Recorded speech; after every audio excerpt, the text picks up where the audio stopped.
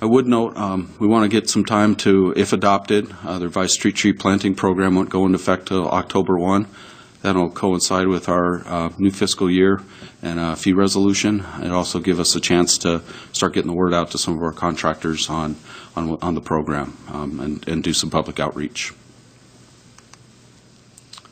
The staff recommendation is to adopt this revised street tree program resolution and approve the ordinance under suspension of the rules, requiring 3 complete separate readings, and that it be read by title and published by summary.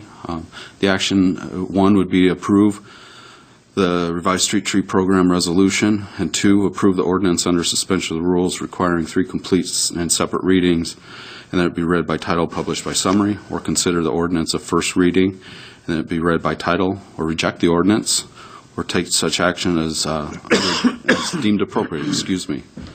I would like to note there was a revision to the ordinance. I'd just like to mention it for the record.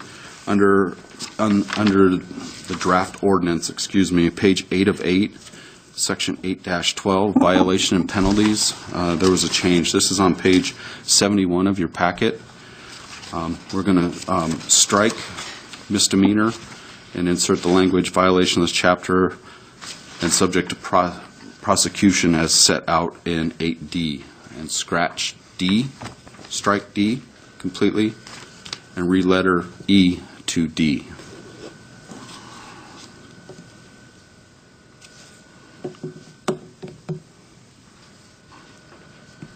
David, I got a comment I want to ask you. You had several times you said this ordinance would take,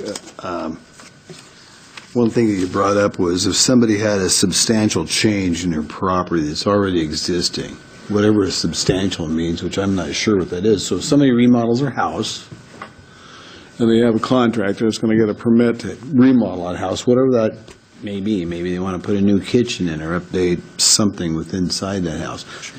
By substantial, are you talking dollar amount or just exactly how substantial is substantial?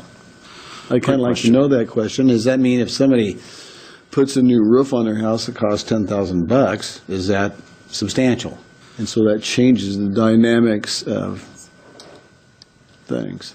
I'd like to know that comment. Mike, you got that? You're going to grab it? Yeah, I was just going to mention in the definition section at the beginning of the ordinance, we have that inserted. So it defines what substantial improvement is.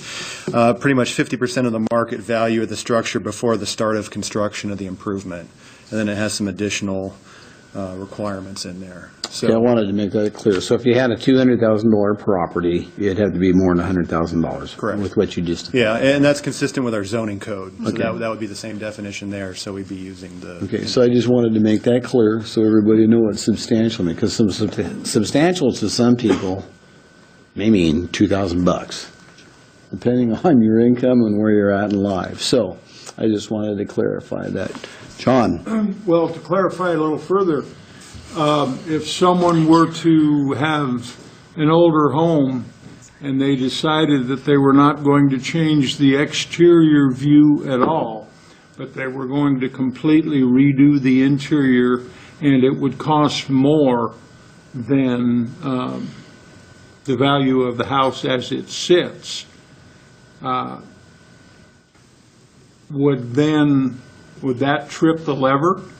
And all of a sudden they need more trees, even though they didn't change the exterior, only the interior, but to an extent that it costs more than half of the value of the existing piece of property.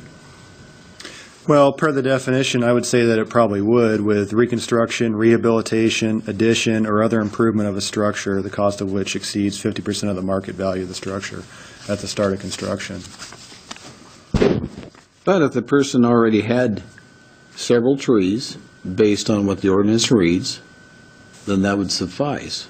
Yeah, usually in an older section of town, you're already going to have multiple trees out there in the tree lawn that are of old growth, and so the likelihood that you would be required to plant one is probably fairly low.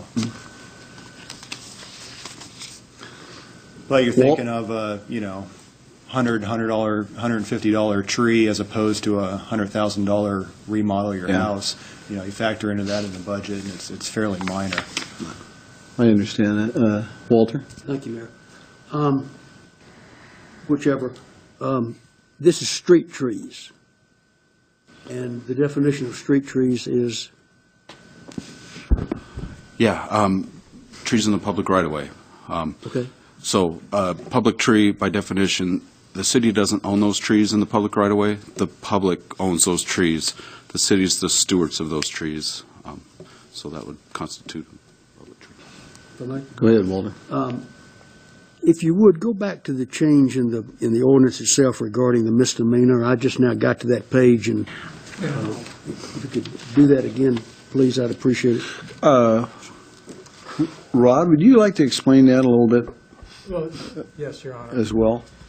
As the code gets changes, we talked about probably a year ago about the issue with the public defense system in the state of Idaho and the cost of appointing public defenders for misdemeanors, and we decided that we were working on violations of our code to reduce the first-time offense normally to an infraction with a penalty, a second offense, an infraction with a higher penalty, and a third offense within 5 years becomes a misdemeanor. We used to have it as a default throughout the code if somebody violated any provisions of the code, unless it specifically said otherwise, is a misdemeanor. So we're working up with the code to make sure everything's not automatically a misdemeanor unless it's specifically told. This particular change is, we had this where we change it to the infraction schedule, first offense, second offense, and then a misdemeanor. It just didn't read right with a prior section there talked about a misdemeanor. These changes that David mentioned, changing it from stating it's a misdemeanor to say that it's a violation of this chapter and is subject to the prosecution as set out in Section D, which is just right below that. The current Section D needs to be stricken because it does no longer relate to the misdemeanor, and the new Section E will become the D. I wish I had a legislative copy of what you're doing. It's a little hard to follow. Okay, well, do you have, Let if you go to top of page 8 of 8 on that ordinance, Okay, where it says be a misdemeanor, right. if you strike misdemeanor and the rest of that paragraph and put violation of this chapter and subject to prosecution as set out in Moscow City Code 5-8-12D, period, Section D will be completely stricken. Where it says E, that letter will become D, and everything else is what you have in the packet. So you were, if I may. Go ahead. You had a conflict within this, as the way it was written, in that it said misdemeanor twice, and then it said it was a infraction. Correct. That plus the fact you wanted to clean it up and get misdemeanor out of there altogether. Correct. Okay. I think I'm okay with Okay, all right. Even though, before we take any action on this, this is not a public hearing, but if there's anybody from the public that would like to comment on this, I'd like to have them come forward now and speak if they wish. Seeing nobody come forward, then that, I just wanted to make sure, because this is an organization. John? Go with Gina. Gina? She had her hand up before I did. I was kind of hiding my hand, though, so I was being subtle. Don't be bashful. Don't be bashful. I do have some questions. So what we just established with this conversation was that this actually goes from a misdemeanor to an infraction. Is that correct? Or the other way around? No. You're right. I was looking for somebody to nod. Right here, Rod. The first offense, first violation of this chapter now will become an infraction with a $100 fine. Okay. A second offense within 5 years is still an infraction, but it's a $300 fine. And if somebody violates this chapter within 5 years, it's a misdemeanor. Okay. Do we have? There were a couple other. If I can continue, Go please. ahead, I'm sorry. continue. You got the floor. There were a couple different a tree planting guide or a tree guide.